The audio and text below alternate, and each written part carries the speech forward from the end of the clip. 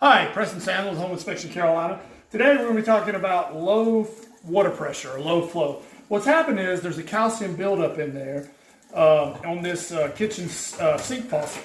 Now a lot of the bathroom faucets are really simple and you just unscrew the aerator and you can take an old toothbrush and clean that, really simple. But this one's really complex. I've looked at it already. I would have to take that whole thing apart. So there's a whole lot easier way than taking it apart. And I'm going to show you how to do that today. This also works with a shower head as well. Eventually they get calcium buildup, you get low water flow. You should probably do this about every 6 months. We're going to need four things. First, you're going to need some vinegar. White distilled vinegar works best.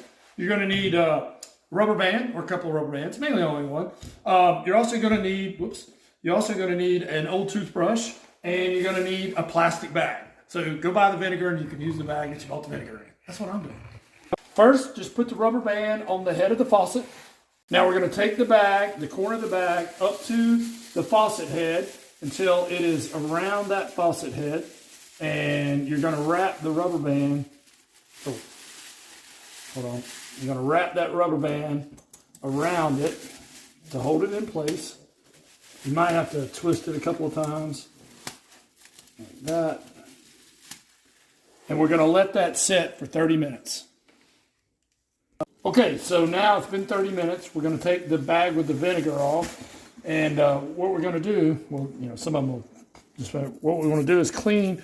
And you can tell the calcium is dissipated with we want to punch through all those little holes, make sure all that calcium is cleaned out with an old toothbrush. Obviously, you don't want to brush with this after this. All right, so we punch through and then run it through and get a little bit better flow now.